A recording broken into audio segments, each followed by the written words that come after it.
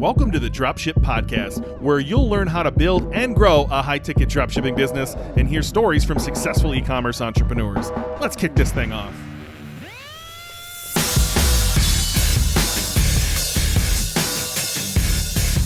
Hey everybody, and welcome back to another episode of the Dropship Podcast.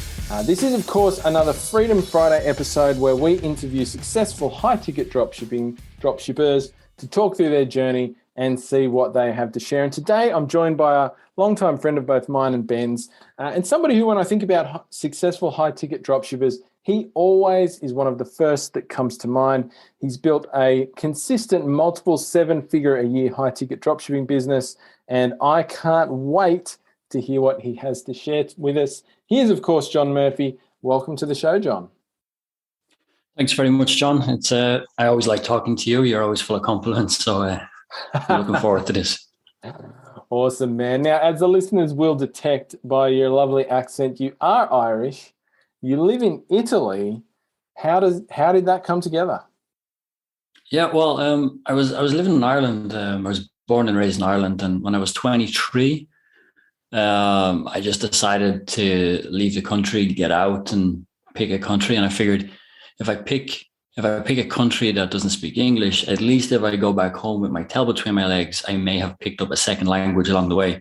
But it didn't work out that way. I settled over here, and I've been living in Italy for 19 years. So down in the very south in a place called Puglia. It's wonderful here. Awesome. Yeah, sounds amazing.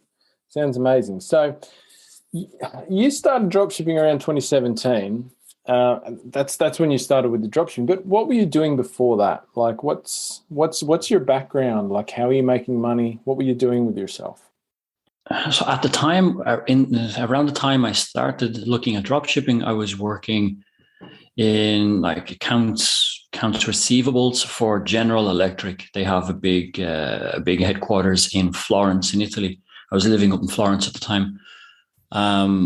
But also, I guess some of the backstory was that my wife has a high-powered sort of position. She's a general manager for a large multinational, and every couple of years she would be offered a new challenge. And usually the conversation was, let's move here, let's move there, and we would move, and then I would basically I would just look for a new job in the new place. So when I was working for GE. I decided that I was looking for a way out because I really didn't like the corporate structure, and I was also conscious of the fact that if we move on again, it would be a lot easier if I was able to work from anywhere rather than look for a job in the city we live. So I was working. So it was a corporate job, working in finance, but it definitely wasn't a calling. It was just a job, really. Yeah, cool. That's interesting. So that it was kind of the location independence thing that got you started thinking about online business. Yeah, it was. I was looking. I was trying to figure out a way to, like if we move again. It would make sort of make the conversation a lot easier if I can just say, yeah, as long as there's a Wi-Fi, let's go. So I did the usual thing, and I went online and typed in how to make money online, and then I went down a few different rabbit holes for a few months, like I think everybody else did. Yeah. I certainly know on another episode of the show, me and Ben talked about this. I can't remember, maybe it was his when we were talking through his story or mine, and yeah, I think that's a really common thing. You kind of, certainly for me it was as well. I mean, my background was nothing to do with e-commerce or online business. And yeah, it literally is you jump online and you just start searching stuff. And I think, it took me probably a few months, 6 months, something like that to even get an idea of what I wanted to do. And I did have an idea. Well, rather, I didn't know what dropshipping was. I didn't know that was a thing, right? But I remember when I was working for GE, it was my brother's birthday, and he's always like, he'll have a few beers, he'll go out, and then he'll wake up in the morning and he's lost his wallet and his mobile phone. And I remember thinking, I know what to get him. I'm going to get him one of those. I'll get him a wallet with like a GPS tracker in it. And, that way, if he loses his wallet, he can just find it then later, or he'll know where he left it. When I was searching online, and I thought it was a really cool thing, and I just assumed there would be, and I couldn't find one.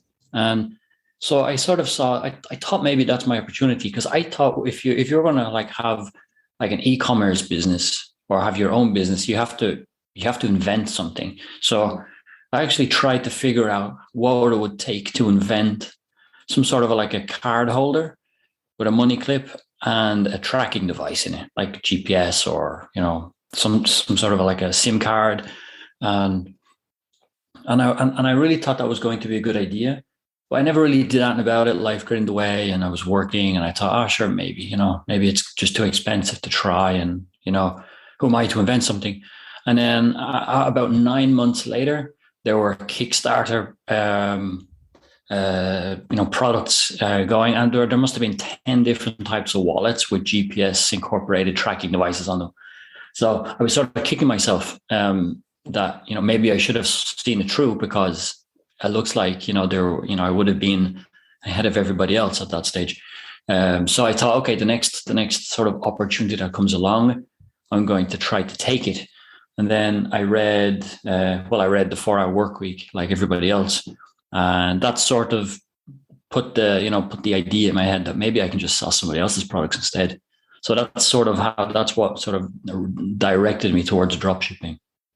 Yeah, awesome. That's really cool. And it's funny the little kind of mental stories you tell yourself when you're kind of going through that process. Because I remember thinking exactly the same thing for quite a long time. Even going back years before I started dropshipping, was like if you've got to start a business, you've got to have like some unique idea, like you've got to invent something or make something. And that always really stumped me. Like, yeah.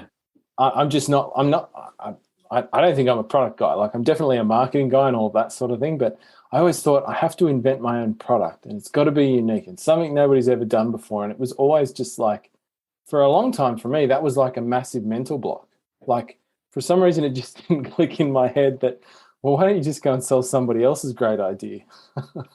Yeah, well, when I was a kid, I was always trying to invent stuff. So I figured eventually I'll have a good idea. Like even when I was a kid, I would try to invent things that would, like, I remember one time trying to create a mechanism that would make my bed for me so I wouldn't have to do it. And it required some like elastic bands and some clothes pegs. I nearly lost an eye at one stage trying to get it to work. And I never did obviously come up with anything, but I always figured, there might be something there. But because I was so sure that you need to do it, I was kind of always on the lookout for a really cool idea. But it's a lot harder than it looks.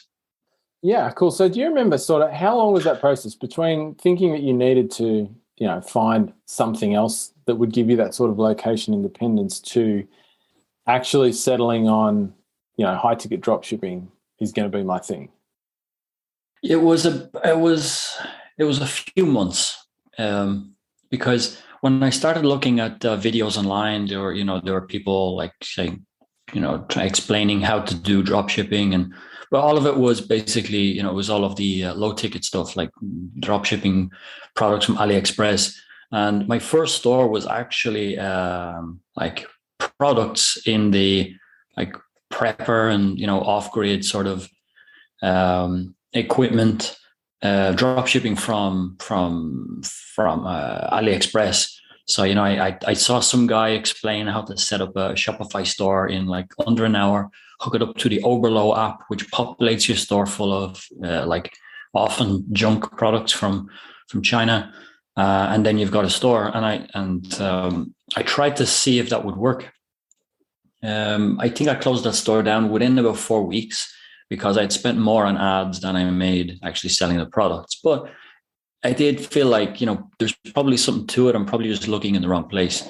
And then, after a couple more weeks or months of, more YouTube videos, then I found high ticket drop shipping, which seemed to make a lot more sense. So I closed the AliExpress store, and then I went on the mission of finding a niche to get into high ticket drop shipping.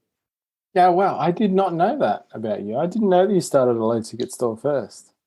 Yeah, it wasn't my proudest moment, because once I started getting a few orders from that store, I was thinking it didn't feel good. I knew the product was coming from China, and while China makes some excellent products, that's not what I was selling. I was selling like backpacks and things for like being off grid, like $50 items, $20 items, and I wasn't sure of what the quality was going to be, and it was going to take like 6 to 8 weeks to get there. And I always felt like, oh, I hope it works out. I hope, So I closed it down pretty quickly after that, and then I figured, let's try to figure out how to do this properly. Yeah, yeah. And I guess me and Ben, we have a lot of people who talk to us via Dropship Breakthrough, our program, and who've come that route as well. Like they've had a go at that sort of lower ticket drop shipping in it for one of many reasons. It didn't work out for them, or they didn't feel comfortable with it. What do you remember back at that point? What stood out for you about high ticket drop shipping as a different way of doing it? Yeah, there were a couple of really key features. One was I was doing the math when I was selling, low ticket items, and I was thinking, I'm going to have to so I have a full-time job. I need to manage this on my own.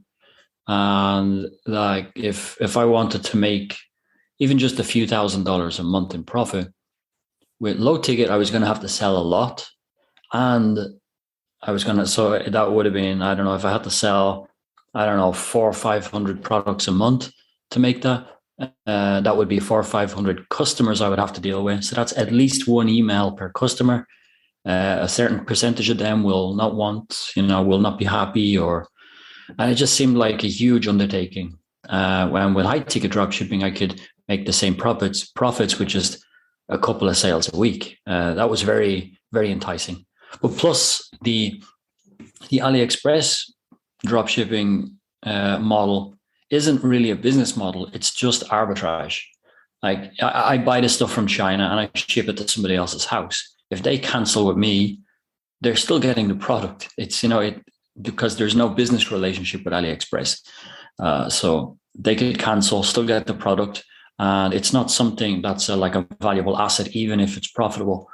So there were just lots of red flags with that low ticket model. And it just didn't feel like it was going to be something that could develop and become something bigger. Whereas with high ticket drop shipping, you have relationships with the suppliers, like with real contracts. It's an asset. You are like an official dealer for those suppliers. So if you can make the store profitable, then that store itself is a valuable asset if you want to then go and flip it later for something else. So there were a lot of there were a lot of very obvious, pros and cons. Yeah, absolutely. And I think, going along with that, with those type of stores, it's kind of like a one product thing at a time, you know what I mean? Like it's always like, well, let's find a winning product and pump that as hard as we can, and then it's going to burn out at some point. And that's under the expectation that you're under when you run that business. And it's like, how is that a sustainable business over time, you know what I mean? Whereas with high ticket dropshipping, we're selling products that have been on the market. They're sort of, a lot of development goes into them. They're tried and tested. And, I've certainly been selling products that we've been selling for years and years, and the product hasn't changed, and it works just as well today as it did, when we started selling it, kind of thing.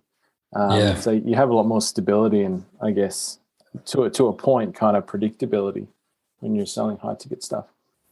True. Cool. So, you got into it, and look, I've got to say, and I've got to ask you this. There's no secrets here. I think, I'm literally scared of your niche that you started your business in. Like, it fills me with fear. And you've nailed it now.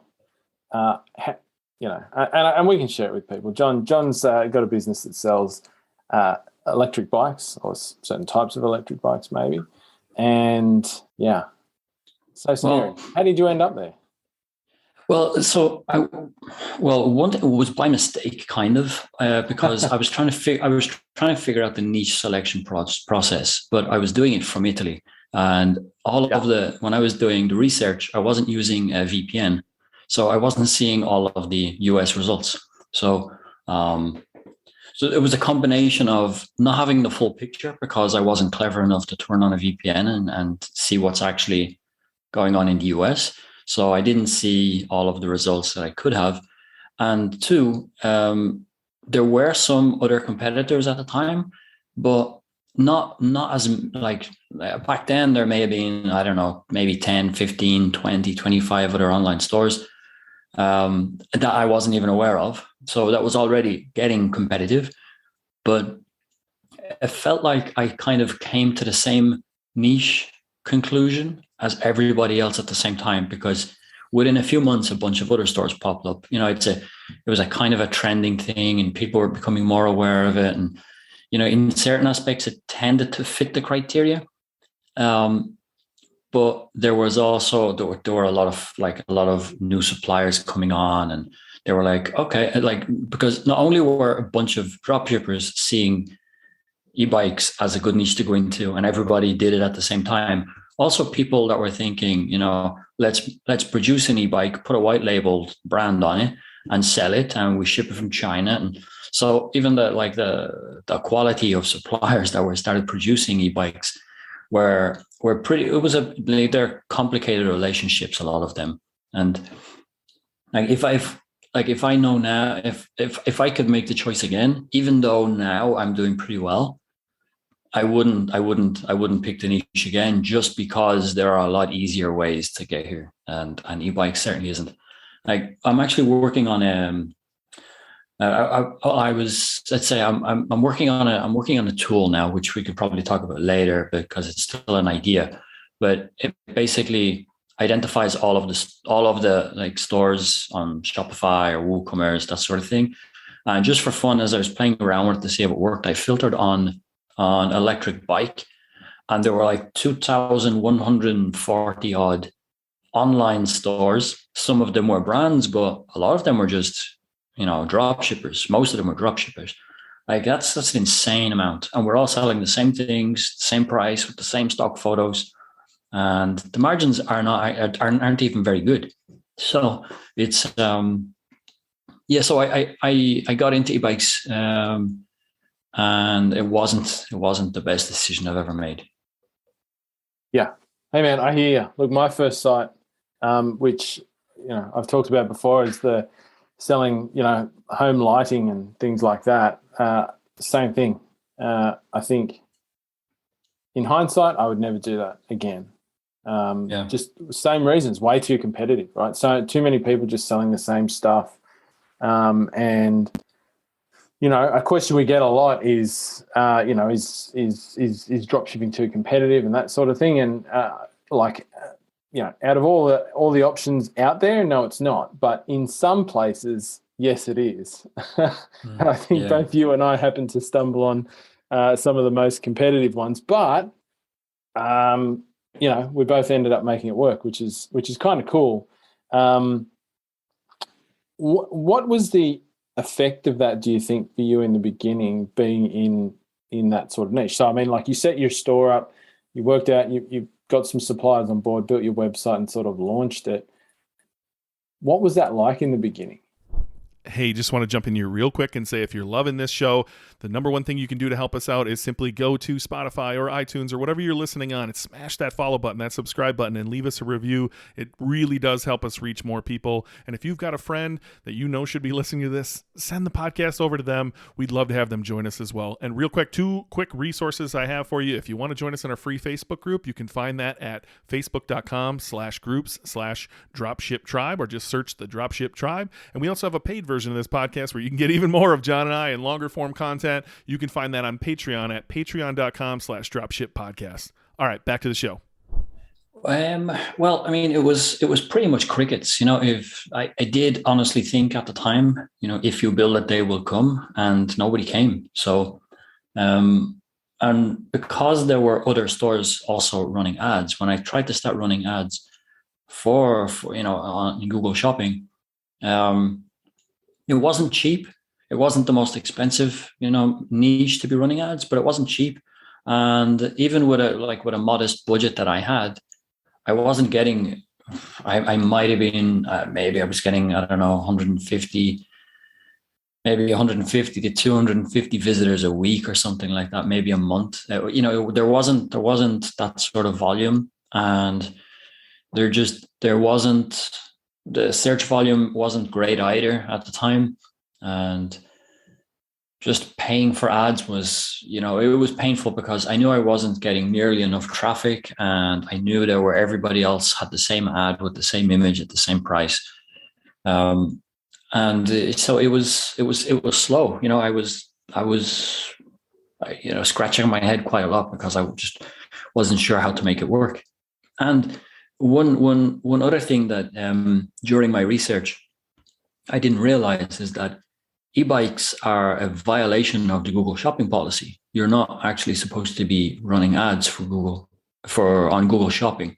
So while you can set a campaign up, you could be taken down at any moment. And I actually went 2 years without being able to run ads because e-bikes are an actual violation. They fall under like the vehicle clause on Google, and that's just one of those things that you probably don't think about. Like if you're going into the niche of, like, I don't know, adult entertainment, guns, or alcohol and tobacco, you probably have a good idea that you're not going to be allowed to run ads. But when you think of a bicycle, you think, well, that wasn't even on my radar. But that was a big pothole that I didn't see on my way. Yeah, and so for anybody who's listening that is still just sort of learning more about high ticket dropshipping, one of the big traffic channels we use in this business model is Google Ads, and primarily Google Shopping ads. At least certainly in the beginning when you first launch your business. So getting locked out of that is, for most high ticket dropshippers, would be like a really big thing, and it would feel like a bit of a fatal blow, I guess, to your business. Kind of in those early stages, I mean, you launched your business in 2017, and those early stages where you're struggling with traffic, or you're not getting much traffic, much action, you're probably starting to realize it's quite a competitive space. Do you remember, I mean, it's going back a few years now, but do you remember sort of what was going through your head at that point? Well, it was frustration, because I remember thinking, I know this works. I see other people doing it. And at least from the outside, it looks like I'm doing exactly the same thing, but I'm not getting any sales, and I'm not getting enough traffic. And the idea of spending more in the hope that would make things turn around was, well, it wasn't very comforting. I didn't feel comfortable spending. I think maybe my budget was like $500 a month on ads, which in hindsight isn't a lot now. But at the time, that was like my limit I was comfortable, like, losing that much money. It wouldn't be a disaster, but I was hoping that would at least get me a couple of sales. So, it might validate the process, but it was more frustration and fear of, but what if it doesn't work? How long can I keep going before I have to throw in the towel? And I think in 2017, I turned on ads on the 31st of July, or 30th of July, 31st of July. And I got a sale in September and in November. And that was it for the rest of that year. Yeah. Wow. And that's amazing. I certainly remember talking to you, I think, in those early stages where you were struggling to get many people onto your site, and asking for help.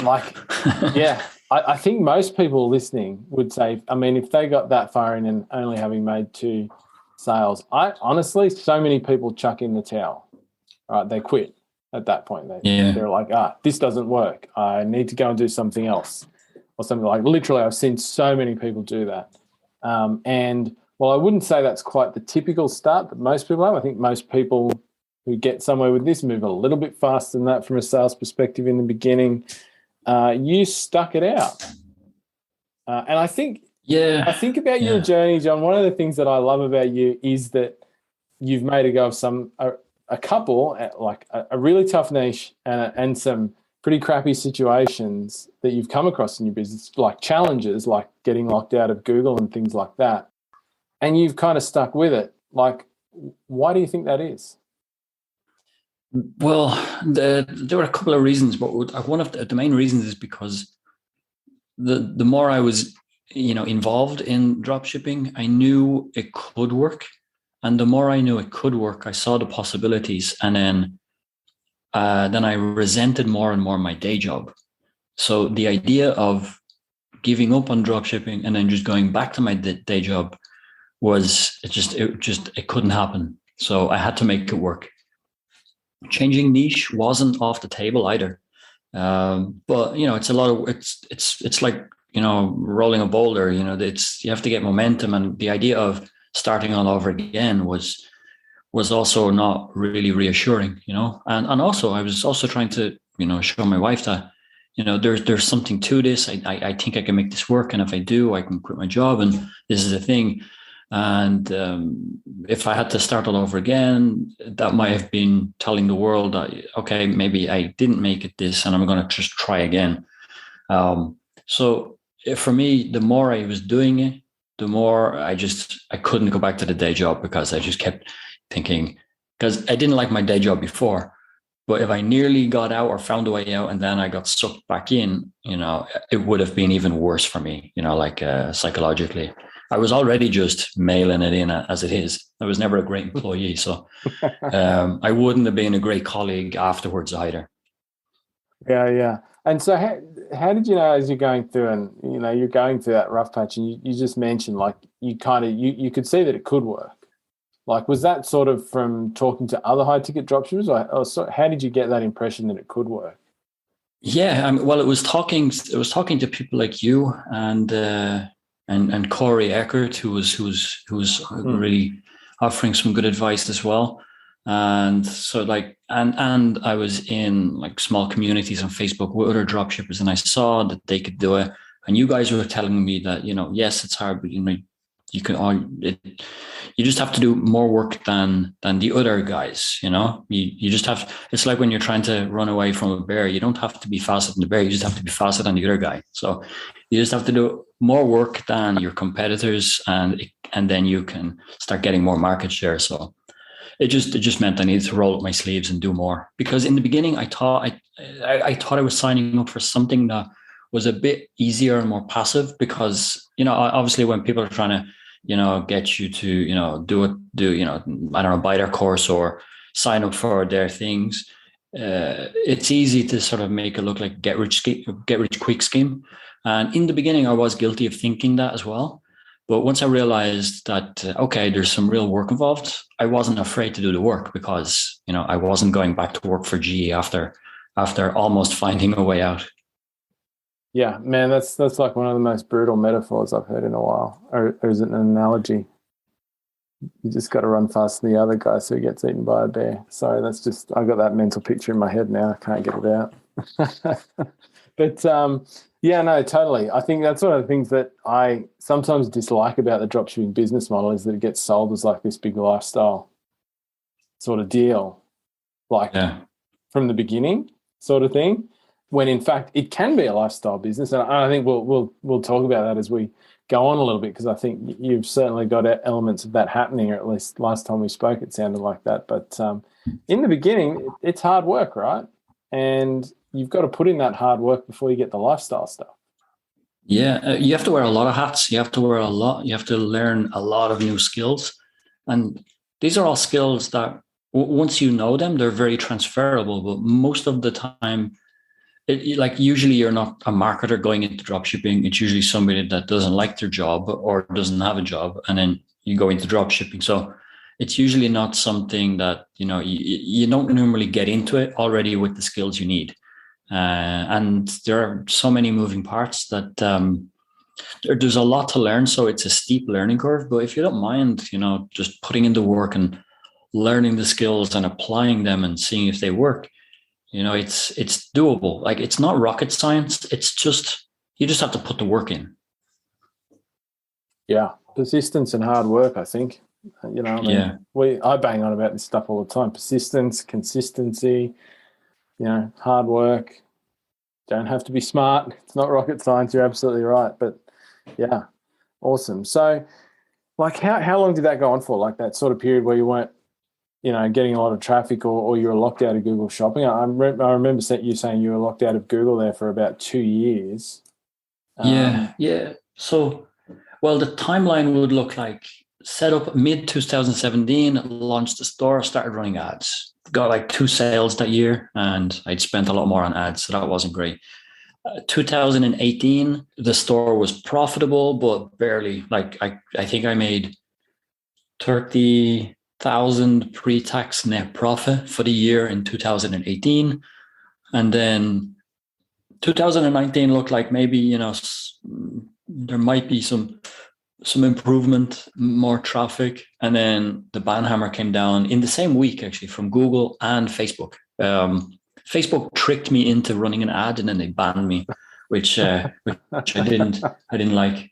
When I posted a new product inside of Shopify, and then like the inside of Shopify admin, there was an option, and because Facebook was connected to Shopify, it was like, oh, boost this post or boost this thing, you know, tell your audience, whatever. So I clicked boost, and I boosted a product, and it was just random, you know, Facebook boosted thing. And then immediately I got banned. I was like, but you told me to do it. I wasn't even going to do that. And it was the same week that Google Shopping had banned me as well for like a similar violation, because apparently I didn't realize, but electric bikes are a Google Shopping violation, policy violation. So all my traffic actually went away. It went almost to zero back then. So that was rough. And unfortunately, I was mentally just ready to quit my job. And when all my traffic dried up from between Google Shopping and Facebook, that was rough, because that was a very low point, because I was very concerned that I was never going to be able to quit my job, because all I knew was run ads and tried to post stuff on Facebook, and without that, I wasn't sure how to get traffic.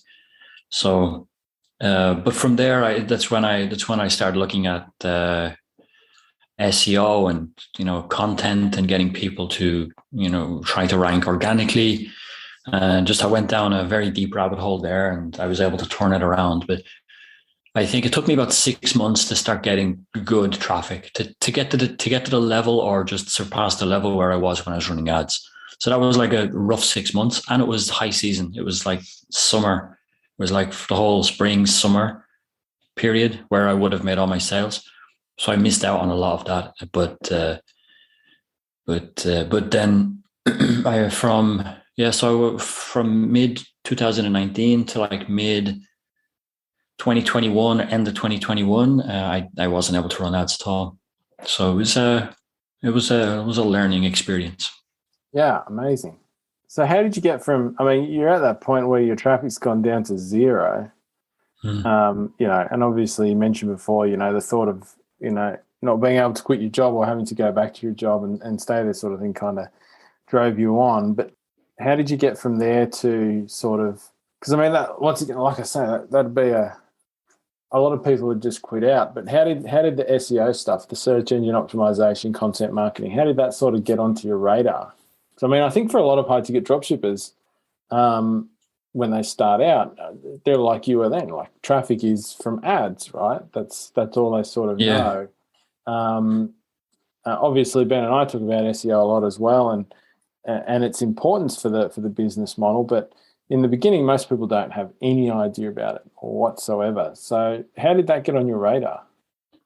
Well, what I did was, first of all, I was asking Corey, who I was getting some coaching from, and he was like, you know, you're going to have to write some content, and you're going to have to try and, you know, get people to, you know, to land on that page. And so I went down the rabbit hole of just trying to figure out how do I get on page one of Google. And what I found was that there were a bunch of websites ranking on page one for e-bikes. I was like, okay, I need to figure out what they do, and then, try to do it myself. And I found that they were all like, there were some brands there. There was like Amazon, but there were also some affiliate marketers there. And what I found was affiliate marketers were writing content, and they were getting it to rank on page one, and that was their whole business model, right? So they weren't selling the products. They had this really clever method, let's say, of writing content that could rank well, and it would drive people to like a product page. And usually that product page was on Amazon.com, and then they would get a small commission. And if they can't get people to Amazon, they don't have a business. They have a blog, right? So I figured, how do I figure out what they do? So I started hanging out in Facebook groups for affiliate marketers, and I started listening to podcasts about blogging and affiliate marketing, and like all of these like Amazon affiliates. There are lots of podcasts out there. Some really, and they just talk about all of their strategies. So I figured I just need to try to do the same thing. And if I can create content like that, and instead of linking to Amazon, I'll link to my product page, then I'm doing the same thing, but I'm keeping them on the store, and then maybe some of them will buy. So that was kind of how I figured out what the content should be like. But then once I had the content, obviously nobody came to the content because, again, like the store, if you build it, they won't come. So I wasn't getting any visitors to it. So I was trying to figure out how do I get it. So then I started like reading everything that like Brian Dean and Neil Patel were doing, and they were suggesting to get, pages, to get traffic to pages. I was going onto all of these forums and, engaging in the forums, and then asking people to read the article and give their opinion, because I just wanted to get backlinks and get some people to land on the page. So a lot of sort of guerrilla tactics, if you know what I mean, like a lot of time commenting on other posts and YouTube videos and forums, just trying to get people to click on the link and as much as possible. And then it started ranking, and then it's been at the top of page one since the end of 2019. So I've just been repeating that purpose ever since, that process. Yeah. Awesome. So you really kind of just put a lot of that together yourself. That's worked it out yourself. Yeah. Cool. I mean, and it evolved over time. Like the piece of content that's there now, it looks completely different to when it did in September 2019. I've been, every time I learn something new, I'll go in and improve it. I even paid, there's a guy called Doug Cunnington, and he teaches affiliate marketers how to create like a niche website to rank and then get affiliate commissions from Amazon. So I actually paid him for an hour of his time. I just said, name your price for an hour. And I know you don't coach like e-commerce stores, but this is what I'm trying to do. And there's a lot of crossover. And he just poked holes in all of my content and just told me he was very kind, but he basically said it was crap. But I learned a lot, and I was able to go in and then just, make it. There are lots of things you can do on a page to make people take an action, or, to read on and stuff. So I was getting a lot of the affiliate marketing influence on my pages, and that helped a lot. So you kind of 2019 there, that's all going on. And, I mean, I was at the start of the show when I introduced you, I said, you've got a multiple 7-figure-a-year business, and we just sort of talked about going through, a couple of years there with, very little results. When did you start to see the turnaround? Like, when did you see things start to sort of head in an upwards direction? Once all of the organic traffic started coming in, I was 3xing every year in revenue. So like I went from, I think in 2018, where that was modest, because the e-bike margins are like around that 10% mark. It just kept 3xing. So 2019, I finished. I didn't make 7 figures that year, but like I was close to 7 figures, so I knew it was doable, and the trajectory looked like I was definitely going to do it. So once I broke that 7 figures, it was immediately multiple 7 figures. That was 2020, and 2021 was the same. So it's been a couple of years now where it's just consistent, and this year it'll be the same again. I do have some like stock issues. Since March 2020, I've been pretty much out of stock with about 95%. And that's still true today, which is a challenge. But it just means that all of this growth, once all of my suppliers get their act together, well, you know, I could even start dreaming about 8 figures. Yeah, totally. I think you can do it. So obviously that sort of SEO and that practice made a significant difference to your business, and now you've got access to Google Ads again. I think you said actually last year, which no doubt has given you some other options as well. Is there anything else sort of in that that I guess you did over that time period that you can share that sort of you feel made a difference to your results?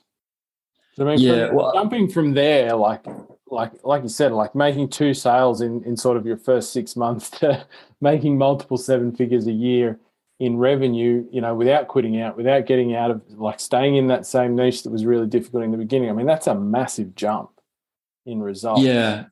Well, there is one. I did make one very harsh decision, and it turned out to be probably the best decision I've ever made in that business, apart from applying SEO, obviously.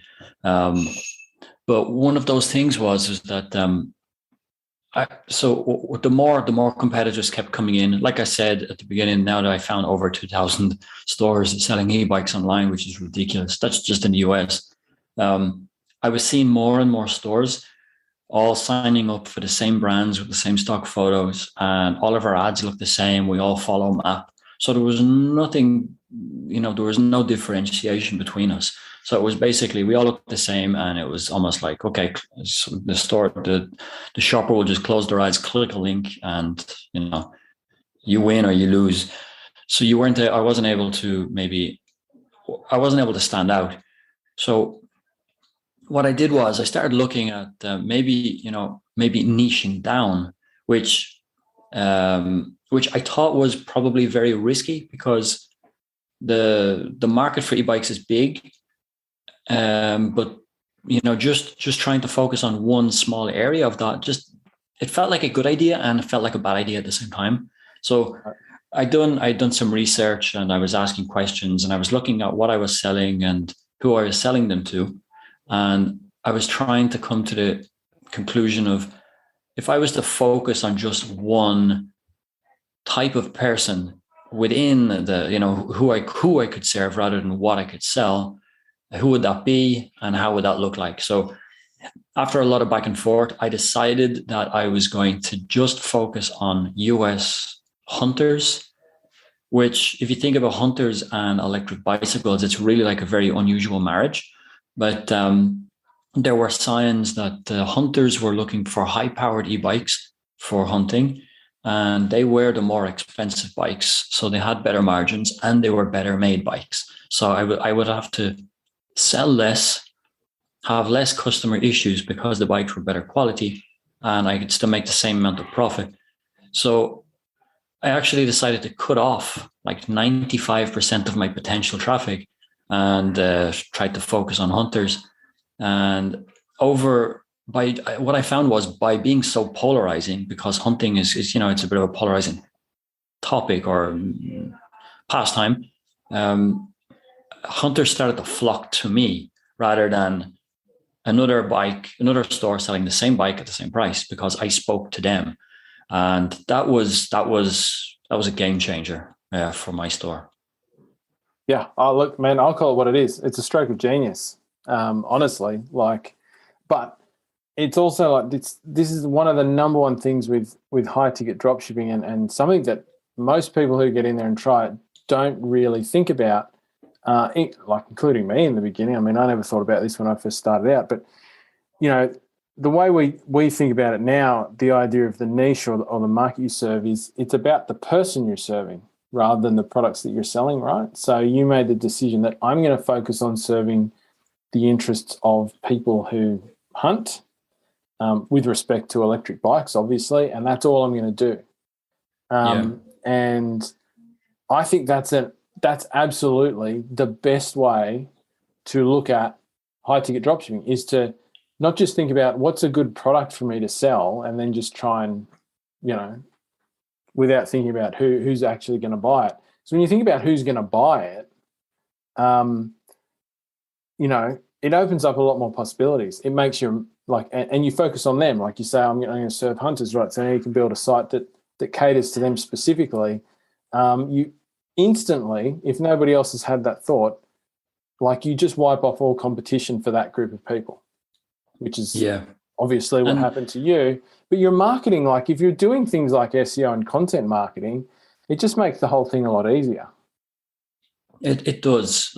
I see some of my competitors now selling, the same products, but when you land on it, it's very on their stores are very vanilla because they don't want to be polarizing. They want to cater for the 85-year-old that needs an electric bike because they had knee replacement. They want to cater to the guy that has to get across town to go to the office in the morning, and then there are people that are interested in decreasing their carbon footprint by not taking their car but using an electric vehicle.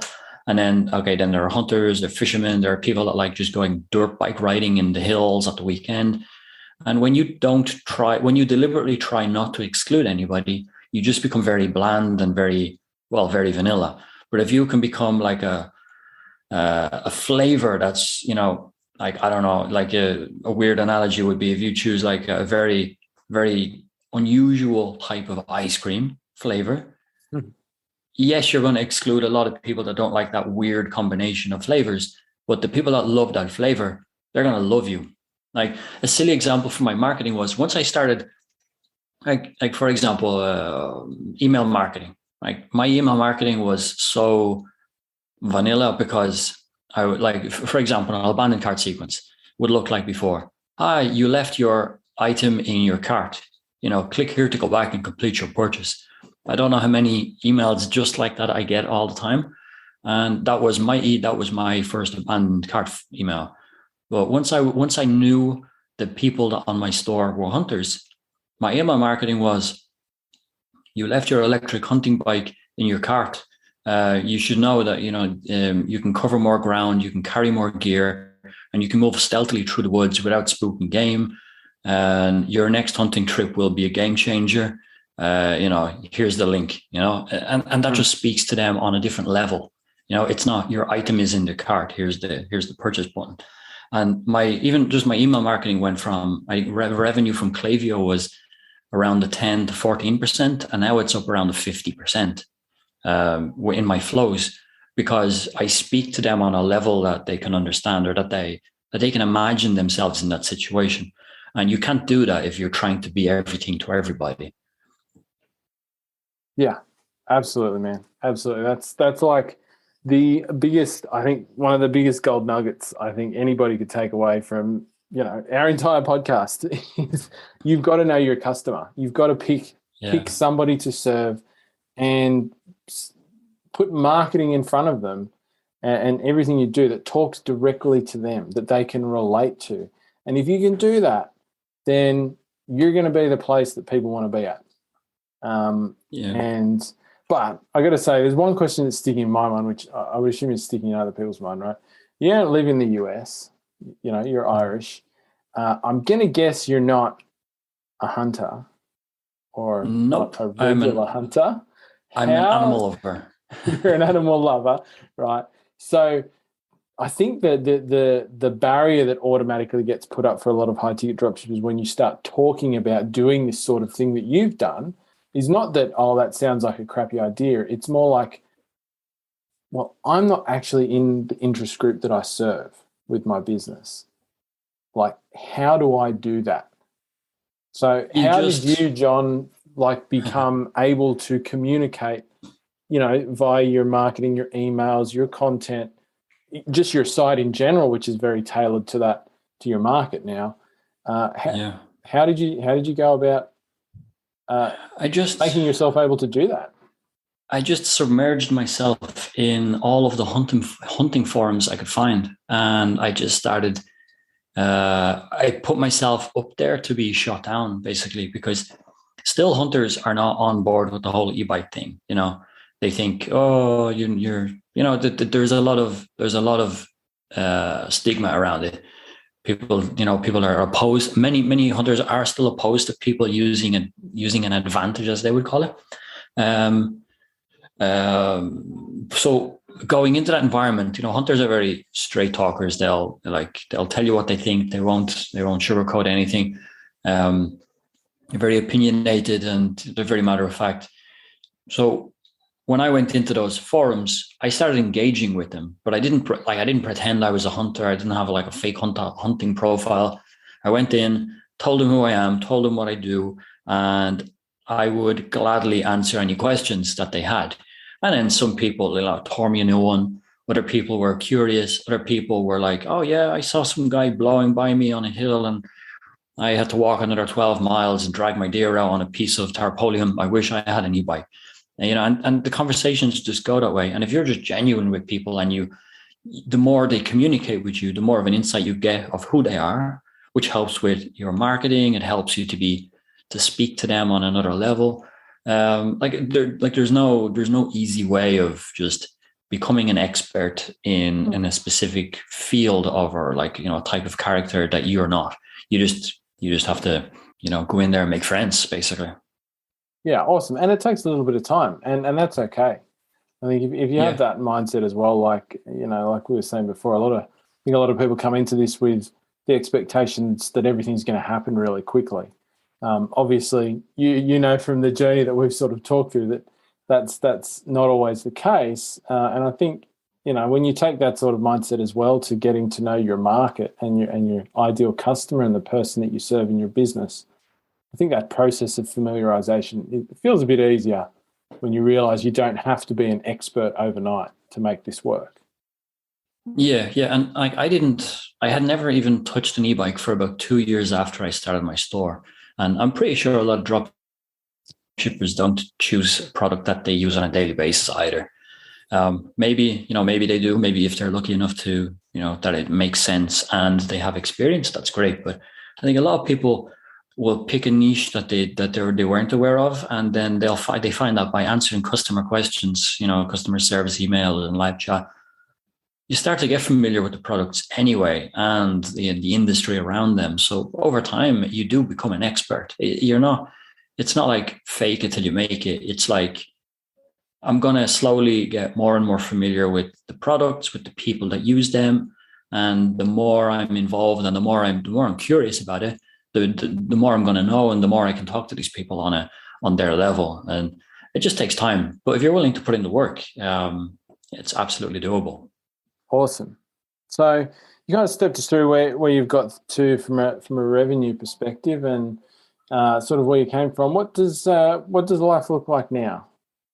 You're running a multiple 7-figure a year business. How's that changed things up for you?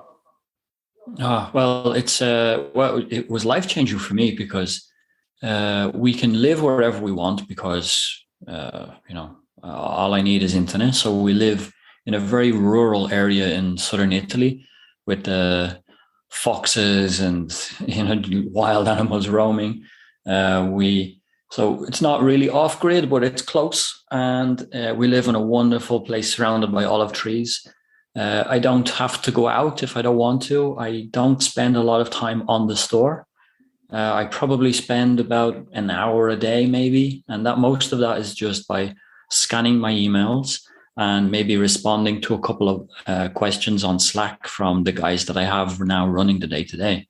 Because I've got people answering the phones, answering live chat, replying to emails, placing orders, all of the things I used to do. I have people doing that for me.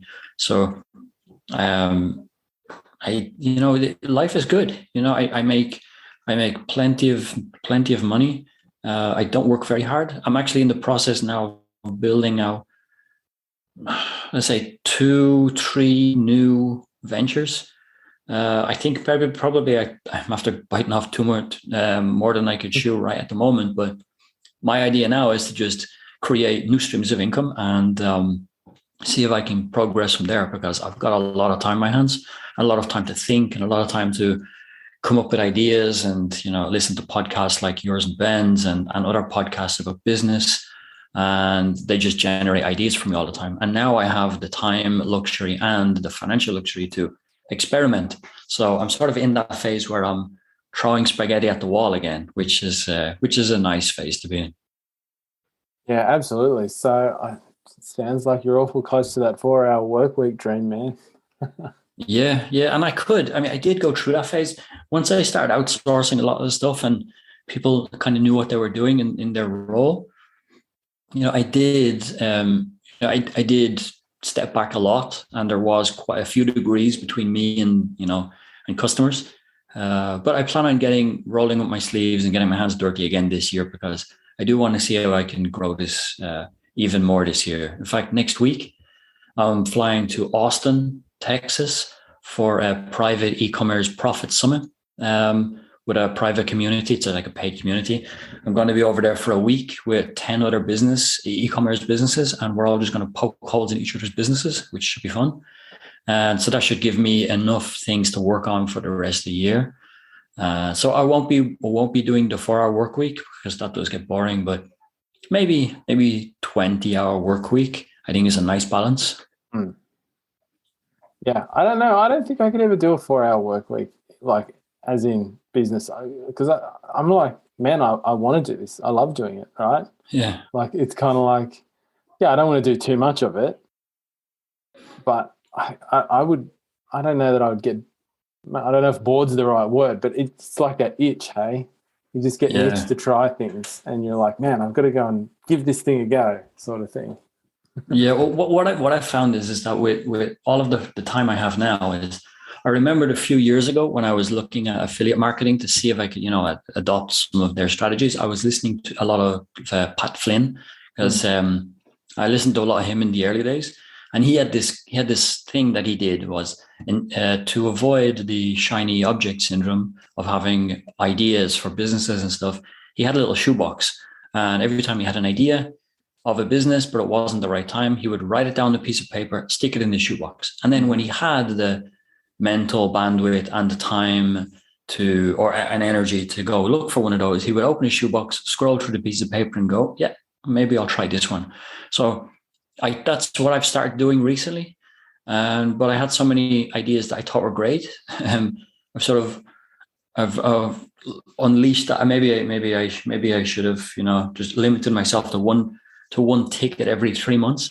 But that's the beauty of putting a lot of work in the beginning and having a successful store, because it creates those opportunities. So maybe nothing will come of these other ideas, and maybe they will. But I wouldn't have had these opportunities if it wasn't for the success of the e-bike store.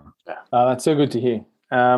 So if you're talking to somebody who's sort of going through that period that you went through back in close to the beginning of your journey, where things are feeling like, maybe there's not much profit there, maybe they're not experiencing much traffic, or just in general, for whatever reason, just feels like a bit of a struggle. Because I think to some extent or another, everybody who gets into high ticket dropshipping goes through that at some point. What would you say? I mean, if you were sat in front of that person right now, what do you think you would have to say to them? First of all, ask for help. At every hurdle, I reached out to somebody that was smarter than me or that was further down the road than me, and I just said, how much for an hour of your time? And then I would just drill them full of questions. That helps. But also, if they don't have a roadmap of how to do it, like a course or something, then they should definitely look for something. I know you didn't ask me to plug your course at the beginning of this or anything, but when I really think if somebody is trying to figure it out on their own, like I did, they could really, really speed their progress by taking a course like yours, because you've got an epic program that basically explains the whole thing. When I was starting off, I figured I could figure it out on my own. I got into a Facebook group for the Dropship lifestyle course. I never took the course because I couldn't afford it, or at least I didn't want to invest the money.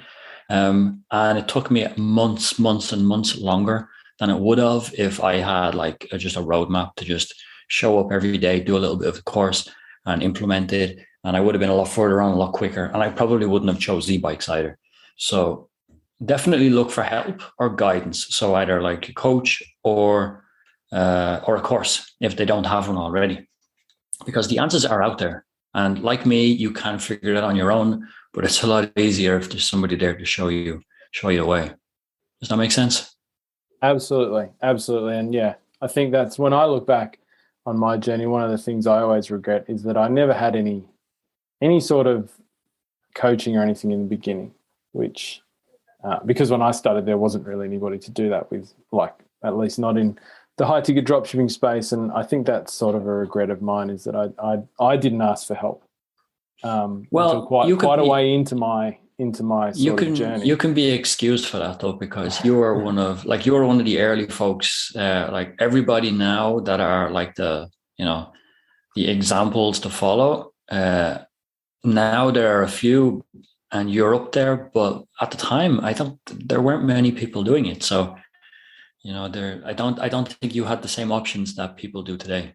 Yeah, well, it's cool. There are a lot of options today, but also, I mean, you don't have to just get advice or feedback from somebody who does directly what you do. I think you mentioned, speaking to a guy that was an affiliate marketer specifically about your content practices and things like that. One of the things I enjoy today is I actually find I learn a lot of stuff that I can apply to high ticket dropshipping from people who run all sorts of, different online businesses or even offline businesses sometimes. So it does, I mean, to a certain extent, business is business, right? Marketing is marketing, and even people who are doing fantastically well in another business model, you can often still learn tons from them. You've just got to think about, how can I take what they do and what they're talking about and just flip it a little bit so that it suits my business. And when you start listening to people and you think about it that way, I think if I think of some of the coolest sort of things I've picked up in the last 12 months, let's say, none of them have really come from people who do high ticket dropshipping. It's all sort of, or even in some cases, even e-commerce. It might be from people who run a service-based business or something like that. I can relate to that actually. One of the most probably eye-opening, and one of those podcasts that I always learn something from. There's a very cool podcast by Donald Miller. He's a marketer, and he's like a marketer and coach, and he teaches people with businesses. It could be like a floral arrangement business. It could be like an ice cream parlor. It could be a mechanic's office. And he'll go and just turn their business model upside down. And he'll get them on the podcast, talk to them for 30 minutes, ask them questions, and then tell them what he would do if he was them. And sometimes you think, that's genius. And then that just then gives me loads of ideas about how I could do that, like in a digital world. Or maybe there's something, there are other ways to apply the same strategies. And I think the podcast is called Business Made Simple. He's also has some very good books out there as well. And he doesn't talk about e-commerce at all. Cool. We'll link that one up in the show notes for sure. I haven't heard that one before. I'll check it out. Sounds great. Yeah, I do. Yeah, they're not very long either, like 20 minutes, 30 minutes, but they're all very good. Awesome. Well, Jon, we're going to round it out here. Still, I think, it's one of the journeys I find the most inspiring in the high ticket dropshipping world. So thank you very much for sharing where you're at. I kind of have a feeling that there's going to be a part 2 to this coming, because as you go on, I think you're going to have some other pretty cool stories to share. But thanks for being here today. I really appreciate it. Well, thanks for having me. Thanks for listening to the Dropship Podcast. You can find all the show notes for this episode at dropshippodcast.com. And if you're ready to take the next step in your dropshipping journey, we invite you to join us inside Dropship Breakthrough, where Jon and I will walk you through step by step in starting your own high-ticket dropshipping e-commerce business. But that's not all. Dropship Breakthrough will also teach you everything you'll need to know to grow your business and take it to the next level. So head over to dropshipbreakthrough.com and sign up for our free training that will help you take the first steps towards building and growing your own profitable high-ticket dropshipping business.